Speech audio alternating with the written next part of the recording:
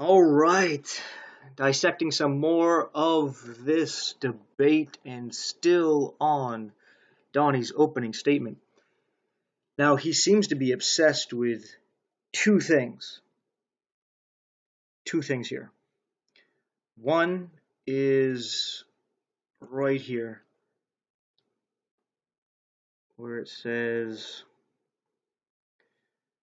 the sun shall be darkened, and the moon shall not give her light, and the stars shall fall from heaven, and the powers of the heaven shall be shaken. He's obsessed with the sun and moon being darkened, right?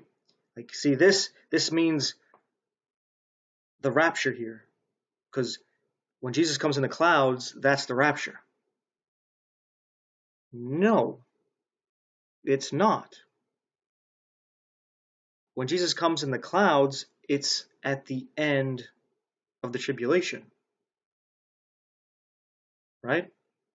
It's when things are wrapping up. And by tribulation, I'm including the wrath as well.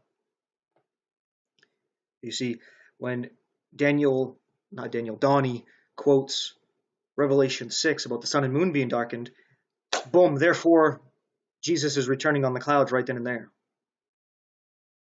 Why do you say that? Jesus can come that second that the sun and moon's darkened. He can come 5 minutes later, half hour later, a couple days later, week later, year later, a whole 3.5 years later. He would still be coming after the sun and moon is darkened, right? So to put a time frame on that is imaginary. It's speculation. It's not reality. You see, right here, even this Bible here has it separated. Right here, this says this will be the coming of the Son of Man. It's going to be as lightning going from the east to the west. So you got kind of two events going on here. He comes and it's like lightning, but here it's after the sun and moon's darkened. He comes on a cloud, and everybody sees him. These are two different events. This right here that's highlighted, that's the rapture before the tribulation. Then after the tribulation, sun and moon's darkened. As I'm going to use Donnie's term, tribulation, then the wrath, then Jesus actually returns. Right? And then he says about the trumpet. There's no trumpet in Revelation 19. There's no trumpet in Revelation 6. You're just shooting yourself in the foot. Now the next thing that he is super duper obsessed with is going to Revelation 4. And it says, we'll just highlight I. Because it's one man being taken up. It's one man taken up. It can't be the rapture. It's one man. It's one man. Well, Donnie, what does Enoch represent? Does he not represent the rapture? Or if you take Noah to be the rapture for some reason, that's only 8 people. It can't be the rapture. It's only 8 people, Donnie. It's only 8 people. It can't be. Enoch can't be either. It's only one man. He can't represent it. It's only one man. Impossible. That's how you sound, Donnie, if you're watching this one. It's kind of annoying. But anyway, let's go to your chart just for fun. You were saying that it's like just, you know what? Before I actually share this, I need to play the clip real quick. Deal with the chart, deal with the model, and I want to see a better model presented that actually refutes these perfect correlations. Perfect correlations. Perfect. Right? So for fun, we'll do this here. He says that Revelation 1 through 11 is in chronological order, right? And he says Revelation 7, we've got the rapture, right? But when we get to Revelation chapter 11, it talks about the two witnesses, and they're going to preach for 3.5 years. And this is at the end of, I guess, the timeline here. So basically, I'm guessing he's trying to say that this is actually squished down, because I think the two witnesses come about after the sixth trumpet is mentioned and before the seventh one. I have to double check that. But anyway, if it's in chronological order, the two witnesses are after the rapture. So that means their 3.5 year preaching is during the wrath of God. I don't know if he thinks that lines up good. Well, he actually does. He has it right here. So he says the two witnesses are preaching at the second half. So what is the point of this preaching here?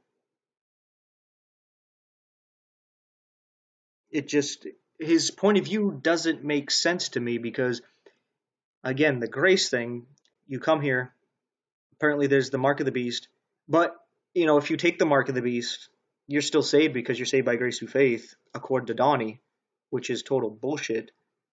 That's why he has to say, well, if you're really saved, you wouldn't take it. Well, if you're really saved, you would never sin. We can use those silly arguments that he obviously disagrees with. So then you have the rapture, and then you have the wrath of God, and there's people who are still being saved. They're being saved by grace through faith. So after the rapture, they can take the mark of the beast still and be saved?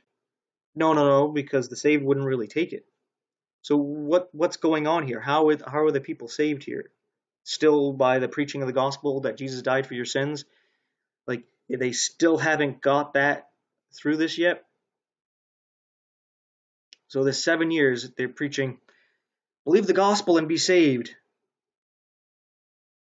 Right? You're saved by grace through faith. And they're just so stubborn that they're not going to accept it. They're so stubborn, they're like, no, I'm going to take the mark of the beast. And all this stuff is going on. They're rejecting that.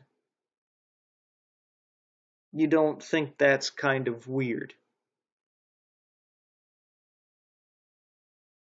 Not at all. What actually makes sense is the rapture happened.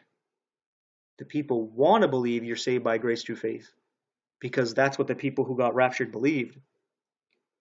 But that's not how it works now. They had the mark of the beast, and they want to use their belief of the people who got raptured to justify taking the mark of the beast. They're going to flip things, and they're actually going to be preaching that stuff. Saved by grace through faith. People reject it now, but that's what they're going to be preaching, to encourage taking the mark of the beast. But the interesting thing is that the two witnesses actually seem to be killed at the midpoint. They actually start preaching here at the beginning. They seem to be the two witnesses that maybe see the first slither of the moon for Rosh Hashanah, the start of the Feast of Trumpets. And they start their ministry. And they're doing whatever they feel like doing. And then it's here where they are killed. And that's when the Antichrist claims to be God, because he kills the two witnesses that have been plaguing the world. Now, it's strange. Think about this. The two witnesses would be preaching for 3.5 years till the end of the tribulation that he has it here, right? Right here he says the two witnesses. Now, they're preaching to these people who are going through hell. And there's not many people left. Then the Antichrist finally kills them. And this is when they're going to be celebrating, because it says that they give gifts at this time, and they're celebrating it.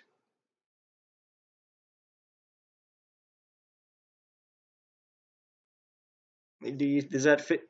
That make sense to any of you? It fits if you actually put it here. It's halfway through. They're dead. They're happy that they're dead. Then 3.5 days later, everybody sees that they were raised from the dead. Not sure if everybody's going to see it down here. Here, the world's pretty jacked up. So how would everybody be able to see them raised from the dead? Everybody's still watching the TV after everything that's going on? I don't know. Maybe that's how he thinks it's going to be. But yeah, now and then when I see the silly things that he brings up, I will bring up the chart just for shits and giggles because it's irrefutable and, quote, perfect. It's perfect.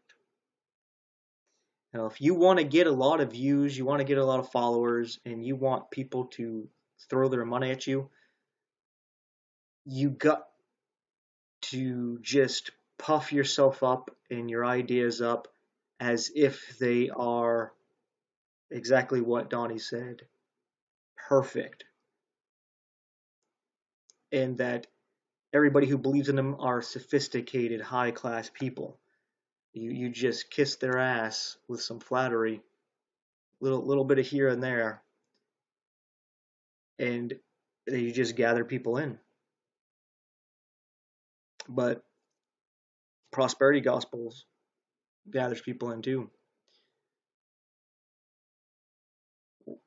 But anyway, I'll continue on with this later on here.